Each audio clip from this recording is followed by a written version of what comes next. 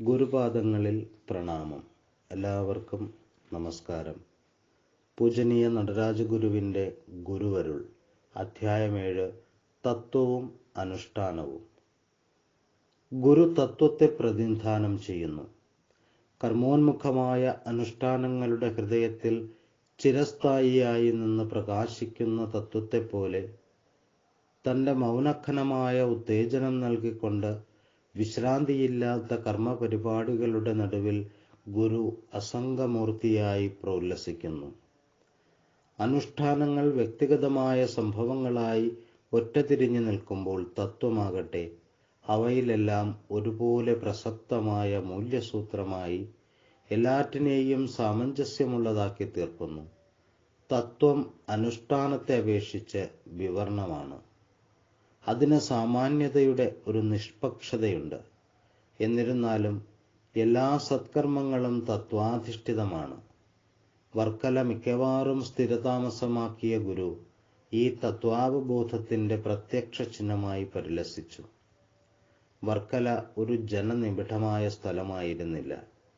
കറുത്ത പാറക്കൂട്ടങ്ങളും ചെങ്കല്ലുകളും കൊണ്ട് രൂക്ഷമായിരുന്ന കുന്നിൻ ചെരുവിനേക്കാൾ കടലും മീനും നനവുമുള്ള മണ്ണും സസ്യസമൃദ്ധിയും തീരപ്രദേശത്തെ കൂടുതൽ വാസയോഗ്യമാക്കിയിരുന്നതിനാൽ അധികം പേരും അവിടെ പാർക്കാനാണ് ഇഷ്ടപ്പെട്ടത്.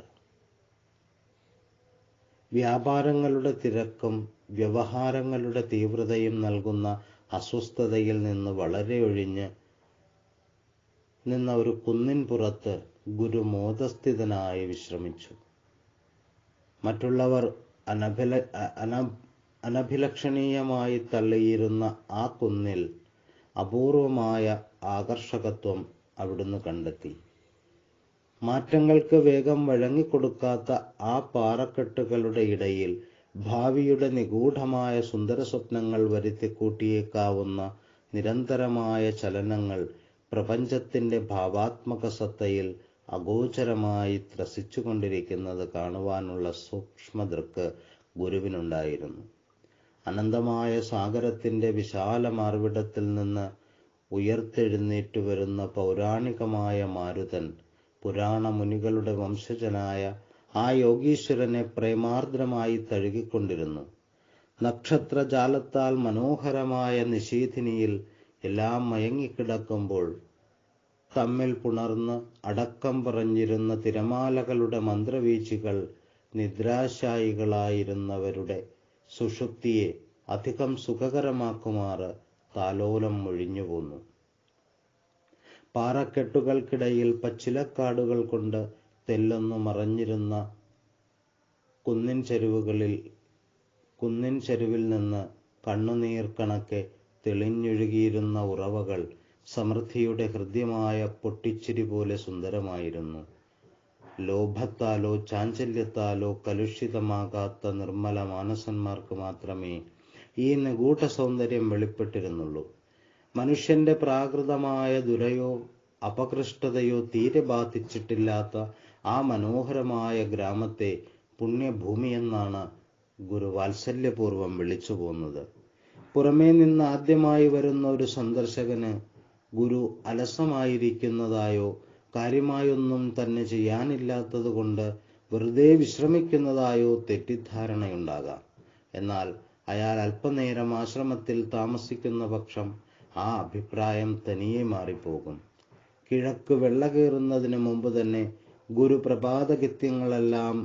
പ്രഭാതകൃത്യങ്ങളെല്ലാം കഴിഞ്ഞ് പീഠത്തിൽ ധ്യാനനിരതനായിരിക്കുന്നത് കാണാം. ഏതെങ്കിലും ഒരു ഉത്തമ ഗ്രന്ഥത്തിൽ നിന്ന് ഒരു ബ്രഹ്മചാരി ശ്രുതിമധുരമായി പാരായണം നടത്തുന്നുണ്ടാവും. തിരി പകുതി താഴ്ത്തുവച്ചിരിക്കുന്ന വിളക്കും തൻ്റെ സന്തത സഹചാരിയായ വടിയും പാതുകങ്ങളും ആ ചെറിയ കുടിലിൻ്റെ തിണ്ണയിൽ ഈ പ്രഭാത ദൃശ്യത്തിൻ്റെ ഒരു വിനീതമായ അവയവമായി സന്ദർശകരുടെ ശ്രദ്ധയിൽപ്പെടാതിരിക്കുകയില്ല. സന്ദർശകരായ യുവാക്കന്മാരോടും വൃദ്ധന്മാരോടും കുട്ടികളോടും ഗുരു കാരുണ്യപൂർവ്വം കുശലമന്വേഷിക്കുമ്പോൾ ആ വാക്കുകളുടെ മുഴുവൻ പൊരുളിലേക്കും ഇറങ്ങിച്ചെല്ലുവാൻ പലരെയും ജീവിതജ്വരത്താൽ വിട്ടുമാറാതിരിക്കുന്ന ഉദ്വേഗം അനുവദിച്ചിരുന്നില്ലെന്നുള്ളത് വാസ്തവം തന്നെ. ഉച്ചയ്ക്കുള്ള ആഹാരം കഴിഞ്ഞാൽ ഗുരു കുറേ സമയം മുറി അടച്ചിരിക്കുകയോ മാവിൻ ചുവട്ടിലുള്ള തണലിൽ വിശ്രമിക്കുകയോ പതിവായിരുന്നു. സന്ധ്യ കഴിഞ്ഞാൽ അധികം രാത്രിയാകുന്നതിന് മുമ്പ് തന്നെ ഗുരു കിടക്കയിൽ പോയി ശയിക്കും. കണ്ണടച്ച് കിടക്കുന്നത് കണ്ടാൽ ഉറങ്ങുകയാണെന്ന് തോന്നും. ആ സമയത്ത് ആരെങ്കിലും പ്രാർത്ഥനകളോ കവിതകളോ ഗ്രന്ഥങ്ങളോ വായിക്കുന്നുണ്ടാവും. വായനയിൽ നിന്നൊരു ചെറിയ പിഴയുണ്ടായാൽ മതി, അപ്പോൾ തന്നെ ഗുരു അത് തിരുത്തുന്നതാണ്.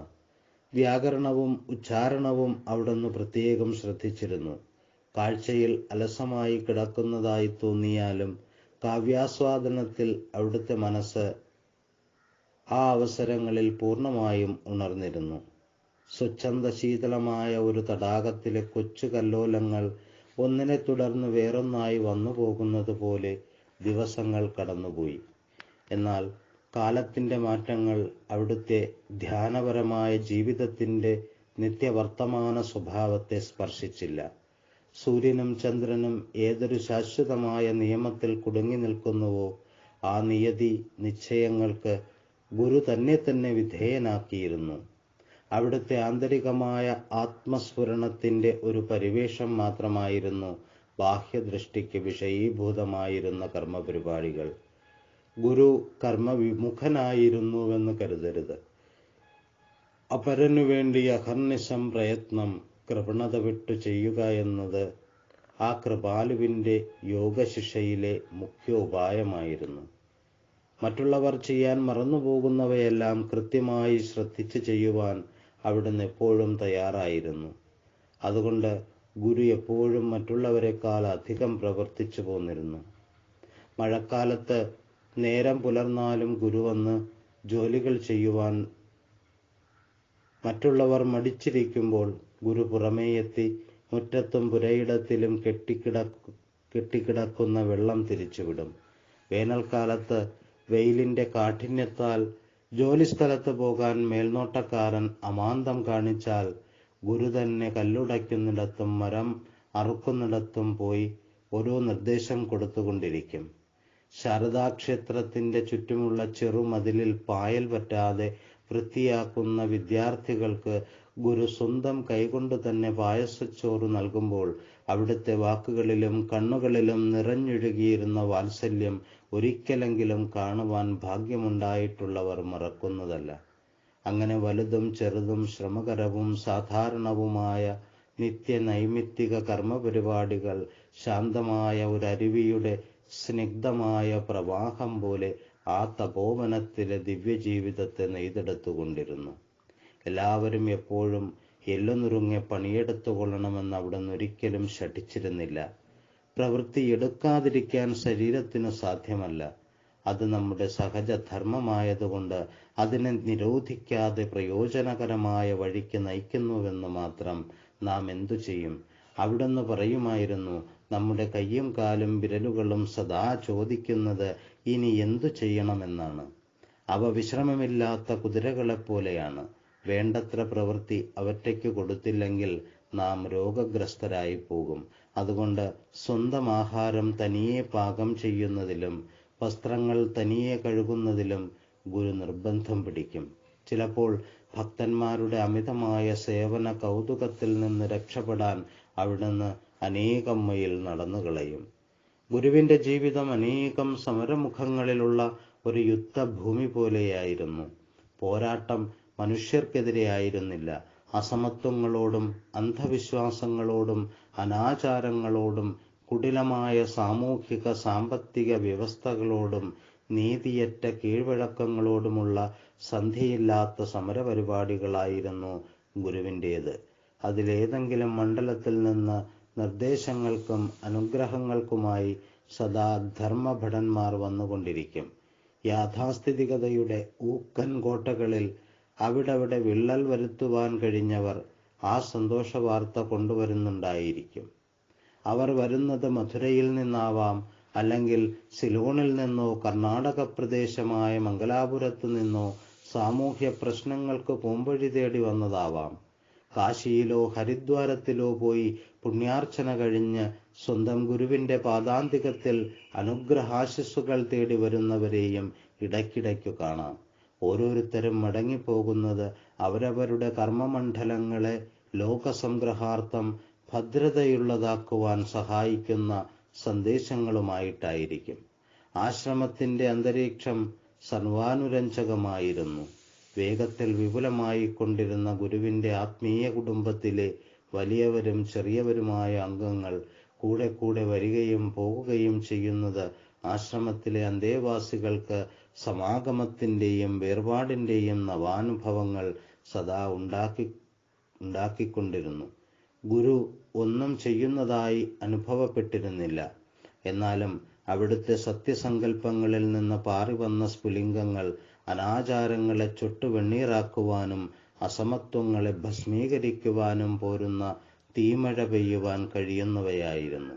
ഒരിക്കൽ തന്റെ ദക്ഷിണേന്ത്യൻ പര്യടനത്തിൽ രവീന്ദ്രനാഥ ടാഗോർ നാരായണ ഗുരുവിനെ സന്ദർശിക്കുവാനെത്തി.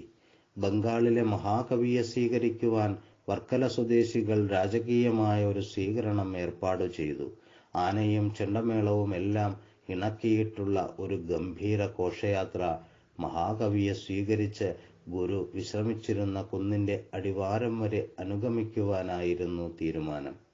മഹാനായ അതിഥിയുടെ പൂജ്യമായ ആസനം മെച്ചപ്പെട്ട രത്നകമ്പളങ്ങളിൽ ഒരുക്കി വയ്ക്കുവാൻ ഗുരു തന്നെ പ്രത്യേകം ശ്രദ്ധിച്ചിരുന്നു. സ്വന്തം ഗുരുവിന്റെയും ശാന്തിനികേതനത്തിലെ കവിസാമ്രാട്ടിന്റെയും മധുരോക്തികൾ ഒപ്പം ആസ്വദിക്കുവാനുള്ള അഭിലാഷത്താൽ ജനങ്ങൾ തിക്കിത്തിരക്കി കൂടിയിരുന്നു. ഓരോരുത്തർക്കും ഗുരുവിനോട് അവരവരുടേതു മാത്രമായുണ്ടായിരുന്ന പാവനവും പ്രേമപൂർണവുമായ വീഴ്ചയെപ്പറ്റി ഗാഠമായ ബോധവും അടക്കാനാവാത്ത അഭിമാനവുമുണ്ടായിരുന്നു. ഗുരുവിന്റെ അർത്ഥനിമീലിതമായ നയനങ്ങളിൽ തുളുമ്പി നിന്ന ശാന്തിപ്രസരം തന്റെ ചുറ്റും പരത്തിയ മൗന പരിവേഷത്തിൽ എല്ലാ ഹൃദയങ്ങളും ഒരുപോലെ അനുരക്തമായി.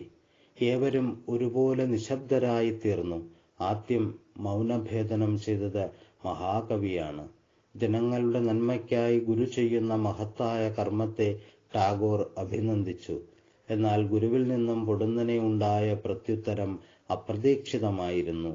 കഴിഞ്ഞ കാലത്ത് നമുക്ക് യാതൊന്നും ചെയ്യുവാൻ കഴിഞ്ഞിട്ടില്ല, ഭാവിയിൽ ചെയ്യുവാനും കഴിയുകയില്ല. നമ്മുടെ തികഞ്ഞ കഴിവില്ലായ്മയിൽ നാം പരിതപിക്കുന്നു. ഗുരുവിന്റെ വാക്കുകൾ ചിലർക്കൊരു കടങ്കഥ പോലെ തോന്നി. മറ്റു ചിലർ വിചാരിച്ചത് ഗുരു ഫലിതം പറയുന്നു എന്നാണ്. ഇനിയും ചിലർ ഗുരുവിന്റെ വാക്കുകളിൽ അടങ്ങിയിരിക്കുന്ന യുക്തിയുക്തത പരിശോധിച്ചു നോക്കി. ഗുരുവിന്റെ വാക്കുകൾ ദീർഘവും ആഴമുള്ളതുമായ ഒരു മൗനത്തിന്റെ മുന്നോടിയായിരുന്നു. ഗുരുവിന്റെ വിചാരവേദിയിൽ കടന്നു ചെല്ലുവാൻ കഴിയാതെ പതറിയ ജനാവലി പരസ്പരം നോക്കി. ഒന്ന് തീർച്ചയായിരുന്നു, അവിടുന്ന് കളിവചനങ്ങൾ പറയുകയായിരുന്നില്ല. ഗുരുവിന്റെ മുഖത്തും കണ്ണിലും സ്ഫുരിച്ചിരുന്ന ആത്മാർത്ഥത അത്യന്തം ഹൃദയസ്പൃക്കായി ഏവർക്കും തോന്നുകയുണ്ടായി. ആ മൗനത്തിന്റെ സാംക്രമിക മാസ്മരികതയിൽ ഏവരുടെയും സംശയങ്ങൾ അലിഞ്ഞുപോയി. വ്യത്യാസം വെടിഞ്ഞ് ആ നിശബ്ദതയിൽ പങ്കാളികളായവർ ഒരേ മാനവമൂല്യത്തിന്റെ ബൃഹത്തായ ഒരാവിഷ്കരണം പോലെ കുറെ നേരം നിർവൃതി നുകർന്നു നിന്നു. മഹാകവി വിടവാങ്ങിപ്പോയി. ജനക്കൂട്ടവും പിരിഞ്ഞു. വെറും തത്വം പൂവിടുമോ? അതിൽ നിന്നും പ്രയോജനമുറ്റ മധുരക്കനികൾ എന്നെങ്കിലും ലഭിക്കുമോ? അങ്ങനെയുണ്ടാവുകയില്ല. ഗുരുവിന്റെ തത്വങ്ങളെല്ലാം മാധുര്യമുള്ള സങ്കല്പങ്ങൾ മാത്രമേ ആയിരിക്കുകയുള്ളൂ എന്ന് വിചാരിക്കാനാണ് ദീർഘദൃഷ്ടിയില്ലാത്തവർക്ക് തോന്നിയത്. എന്നാൽ സംഭവിച്ചത് അങ്ങനെയല്ല. ഗുരുവിന്റെ തത്വവല്ലരി പൂവിട്ടു. അതിൽ നിന്നും കാലാകാലം മാധുര്യമുള്ള പഴങ്ങളും ജനതയ്ക്ക് ലഭിക്കുവാൻ തുടങ്ങി. താൽക്കാലികമായ പ്രയോജനങ്ങൾ പലർക്കും ലഭിച്ചതിനു പുറമെ കാലാന്തരത്തിൽ മാനവലോകത്തെ ആകമാനം ബാധിക്കുന്ന നന്മയുടെ നവമുകുളങ്ങളും അവിടുത്തെ ധ്യാനാത്മക ജീവിതത്തിന്റെ പൂന്തോപ്പിൽ അരുണോദയം പോലെ നിശബ്ദമായും കരതലാമലകം പോലെ നിസ്തർക്കമായും ഒന്നിനെ തുടർന്നൊന്നായി വിരിയുവാൻ തുടങ്ങി. ചിലർ ഗുരുവിന്റെ പേരിൽ വായനശാലകൾ സ്ഥാപിച്ചു. അവ പ്രായേണ ആധ്യാത്മിക കേന്ദ്രങ്ങളായി വികസിച്ചു. അതിനു ചുറ്റും പുതിയ സാമൂഹിക സാമ്പത്തിക വ്യവസ്ഥകൾ തനിയെ രൂപം കൊണ്ടു. ഈ സ്ഥാപനങ്ങളുടെയെല്ലാം പ്രാണവായുവായി വർത്തിച്ചിരുന്നവർ വെറും സാധാരണക്കാർ മാത്രമാണ്. നിറഞ്ഞ ആത്മാർത്ഥതയുള്ളവർ, ത്യാഗമൂർത്തികൾ. അവരുടെ നെറുകയിൽ കൃപാലുവായ ഗുരുവിന്റെ ആശിസ്സരുളുന്ന അങ്കുലി സ്പർശമേറ്റിട്ടുണ്ട്. അതാണവരുടെ ശക്തിയും ഉത്തേജനവും. അവർ ഗുരുവിന്റെ ചിത്രങ്ങൾ എഴുന്നള്ളിച്ചുകൊണ്ട് ഘോഷയാത്ര നടത്തും. മഹാന്മാരായ സ്ത്രീ പുരുഷന്മാർ പങ്കെടുക്കുന്ന വിപുലമായ യോഗങ്ങൾ വിളിച്ചുകൂട്ടും. ദീർഘവീക്ഷണമുള്ള ഗുരു ഊന്നുന്ന ലക്ഷ്യത്തിലേക്ക് പതറാത്ത കാലടികൾ വെച്ച് മുന്നേറുവാൻ ശ്രമിക്കും. അതിനായി ആത്മാർപ്പണം ചെയ്ത് മുന്നോട്ട് വന്നവർ രാഷ്ട്രീയവും സാമൂഹികവുമായി മർദ്ദനവും അസമത്വവും അനുഭവിച്ചവരായിരുന്നു. അവരുടെ സംഘടന തിരുവിതാംകൂറിലും കൊച്ചിയിലും മലബാറിലും 100 ശക്തി കേന്ദ്രങ്ങൾ സ്ഥാപിച്ചു. അതിൻ്റെ സ്വാധീനം ക്രമേണ സിലോണിലേക്കും മദ്രാസ് പ്രവിശ്യയിലേക്കും പടർന്നു. ഗുരുവിന്റെ തത്വത്തിൽ അധിഷ്ഠിതമായി വളർന്നു വന്ന സ്ഥാപനങ്ങളിൽ പ്രമുഖമായിട്ടുള്ളത് നെയ്യാറ്റിൻകര അരുവിപ്പുറത്ത് ശിവക്ഷേത്രത്തോടനുബന്ധിച്ചുണ്ടായ ഒരു സംഘടനയാണ്. ഗുരു ചിലപ്പോഴെല്ലാം അതിൻ്റെ വാർഷിക യോഗങ്ങളിൽ സംബന്ധിക്കുകയും 30 വർഷത്തോളം അതിൻ്റെ വളർച്ചയെയും ഗതിയെയും അനുഗ്രഹപൂർവം വീക്ഷിക്കുകയും ചെയ്തിരുന്നു. ചിലപ്പോൾ അതിൻ്റെ നേതാക്കളോട് ഗുരു സമ്പൂർണമായി വിയോജിക്കുകയും അതിനെ തൻ്റെ ശ്രദ്ധാവലയത്തിൽ നിന്നും പുറത്താക്കുകയും ചെയ്തിട്ടുമുണ്ട്. പിന്നെയും കാരുണ്യപൂർവം അതിനെ തലോടി പ്രോത്സാഹിപ്പിക്കുകയും അനുഗ്രഹിച്ച് ധന്യമാക്കുകയും ചെയ്തിട്ടുണ്ട്. കേവലം 2 അക്കത്തിൽ തുടങ്ങിയ അതിൻ്റെ അംഗസംഖ്യ വളരെ വേഗം 6 അക്കത്തിൽ അധികമായി പൊതുജനങ്ങളുടെ ഉപരിപ്ലവമായ ബുദ്ധിയെ മാത്രം സ്വാധീനം ചെയ്യുവാൻ കേൾപ്പുള്ള വമ്പിച്ച സംഘടനകളിൽ ഗുരുവിന് വളരെ വിശ്വാസമൊന്നും ഉണ്ടായിരുന്നില്ല. എന്നാലും സാമൂഹ്യമായ അനീതികളെ നേരിടുവാൻ അവയ്ക്കുള്ള സാമർഥ്യത്തെ അവിടുന്ന് കണക്കിലെടുക്കാതെയും ഇരുന്നില്ല. ഈ സംഘടന കൊണ്ട് പ്രയോജനകരമായ പല നന്മകളും കാലാന്തരത്തിൽ കൈവരുത്തുവാൻ കഴിഞ്ഞിട്ടുണ്ട്. ഇത് ശ്രീനാരായണ ധർമ്മ പരിപാലന യോഗമെന്ന പേരിൽ പ്രസിദ്ധമായി തീർന്നു. ഗുരുവിന്റെ തത്വത്തെ അനന്ത വിസ്തൃതിയുള്ള ഒരു സാഗരമായി കരുതിയാൽ അതിൻ്റെ തീരത്ത് രൂക്ഷമായ മുഖത്തോടുകൂടി പൊന്തി നിന്നിരുന്ന പാറക്കെട്ടുകളാണ് ദുരാചാര ജടിലമായ യാഥാസ്ഥിതികത എന്ന് പറയാം. അതിൽ ആഞ്ഞടിച്ച് വിള്ളലുകൾ ഉണ്ടാക്കിക്കൊണ്ടിരുന്ന സംഘടനകളെ ഗുരുവിന്റെ തത്വസിന്ധുവിൽ നിന്നും ഉയർന്നു വന്ന തിരമാലകളോട് ഉപമിക്കാം. യഥാർത്ഥമായ സംഘട്ടനം സംഭവിച്ചുകൊണ്ടിരുന്നത് ഗുരുവിന്റെ തത്വചിന്ത മാനവ സമുദായത്തിന്റെ നൈതിക ജീവിതത്തെ സ്പർശിക്കുന്ന മേഖലകളിൽ തന്നെയായിരുന്നു. അതിൻ്റെ അതിർത്തി രേഖകളിൽ പലപ്പോഴും നവോത്ഥാനത്തിന്റെ നൂതനാശയങ്ങൾ അണികൾ മുറിച്ചു മുന്നേറുകയും പരാജയപ്പെട്ട് പിൻവാങ്ങുകയും ചെയ്തിരുന്നു. ചരിത്രത്തിൻ്റെതായ ഈ മണ്ഡലത്തിൽ നിർണായകമായ ഘട്ടങ്ങൾ നേതാക്കന്മാരെ സൃഷ്ടിക്കുകയും അവർ അത്യന്താപേക്ഷിതരായി തീരുകയും ചെയ്തിട്ടുണ്ട്. അഭിപ്രായ ഭിന്നതയുടെ ചുഴലിക്കാറ്റിലും പൊടിപടലത്തിലുമാണ് അവരുടെ നേതൃത്വത്തെ നയിക്കേണ്ടിയിരുന്നത്. അവർ മഹായോഗങ്ങളിലും ഒച്ചപ്പാടുണ്ടാക്കുന്ന പ്രക്ഷോഭങ്ങളിലുമാണ് വിശ്വസിച്ചിരുന്നത്. കാര്യം നേടാൻ ആവശ്യമായിരുന്ന ഒത്തുതീർപ്പുകൾക്കും അനുരഞ്ജനങ്ങൾക്കും അവർ തയ്യാറായിരുന്നു. യുവാക്കന്മാർക്ക് പുതിയ ആശയങ്ങളെപ്പറ്റി ഗാഢമായി ചിന്തിക്കുവാൻ ഈ പ്രസ്ഥാനങ്ങൾ അവസരം നൽകുകയാൽ അതിലേക്ക് നിരവധി യുവാക്കന്മാർ കടന്നുവന്നു. അവരെല്ലാം ഗുരുവിന്റെ നാമത്തെ തന്നെ എല്ലാ കാര്യത്തിലും ശരണമായി കരുതി. അവരവർക്കാവുന്ന വിധത്തിലും മനസ്സിലായ അളവിലും ഗുരുവിന്റെ നൈതികമോ ജ്ഞാനപരമോ ആയ വീക്ഷണങ്ങളെ ആലംബമാക്കി പ്രവർത്തിച്ചു കൊണ്ടിരുന്നു. ഗുരു അവരെ പ്രശംസിച്ച് പ്രോത്സാഹിപ്പിക്കുകയും ഉപഹസിച്ച് തിരുത്തുകയും ചെയ്യുന്നതിൽ ശ്രദ്ധ വച്ചിരുന്നതിനാൽ കഴിയുന്ന അവസരങ്ങളിലെല്ലാം ഗുരുവിന്റെ സാന്നിധ്യത്തിൽ 1-2 ദിവസമെങ്കിലും കഴിഞ്ഞുകൂടുവാൻ അവരെപ്പോഴും തയ്യാറായിരുന്നു. ഇതിനിടയിൽ ഗുരു അവഗണിക്കപ്പെടുവാൻ കഴിയാത്ത ഒരു സാമൂഹ്യ ശക്തിയായി കഴിഞ്ഞുവെന്ന് പറയേണ്ടതില്ലല്ലോ. ആചാരങ്ങളിൽ സാരമായ മാറ്റങ്ങൾ വരുത്തുവാൻ ആവശ്യമായ ആജ്ഞകൾ നൽകുവാൻ ഗുരുവിന് അധികാരമുള്ളതായി എല്ലാവരും കരുതി. വിവാഹകർമ്മത്തിൻ്റെയോ ശവസംസ്കാര കർമ്മത്തിൻ്റെയോ നിലവിലുള്ള രൂപത്തെ മാറ്റുവാനും പുതിയ മാതൃകകൾ നിശ്ചയിക്കുവാനും വിധി നിഷേധങ്ങൾ ഉന്നയിക്കുവാനും അവിടുന്ന് അധികാരിയായി തീർന്നു. അവിടുത്തെ ജീവിതം ലോകസംഗ്രഹത്തിന് മാത്രമായിട്ടുള്ളതാണെന്ന് ഏവരും വിശ്വസിച്ചു. പ്രതികൂലമായ മുരൾച്ചകൾ ചിലപ്പോഴെല്ലാം പൊന്തി വന്നിരുന്നുവെങ്കിലും സത്യത്തിൻ്റെ തീക്ഷ്ണമായ പ്രകാശ ധോരണിയിൽ അവയെല്ലാം അപ്രസക്തമായി മറഞ്ഞുപോയി. അങ്ങനെ ഗുരുവിൻ്റെ നെഞ്ഞിൽ കുടികൊണ്ടിരുന്ന ഉജ്ജ്വലമായ തത്വപ്രഭാവത്തിൻ്റെ വിജയപ്രകർഷം എല്ലാറ്റിനെയും എല്ലാവരെയും വിധേയരാക്കി. ഒരിക്കൽ സുന്ദരിയായ ഒരു പാശ്ചാത്യകുമാരി യൂറോപ്പിൽ നിന്നും ഉപരിപഠനം കഴിഞ്ഞെത്തിയ ഒരു ഭാരതീയ യുവാവിൻ്റെ അനുരാഗത്തിനു പാത്രമായി കേരളത്തിൽ എത്തിച്ചേർന്നു. യൂറോപ്പിൽ വച്ച് അവർ തമ്മിൽ പരിചയിച്ചു. പരിചയം വളർന്ന് ഗാഢാനുരാഗമായി. വാഗ്ദാനപ്രകാരമാണ് കടലുകൾ കടന്ന് കാമിനിയായ കന്യക തൻ്റെ കമനത്തേടി കേരളത്തിൽ വന്നത്. എന്നാൽ യുവാവിൻ്റെ അച്ഛനാകട്ടെ സ്ഥലത്തെ ഒരു പ്രധാനിയായിരുന്നു.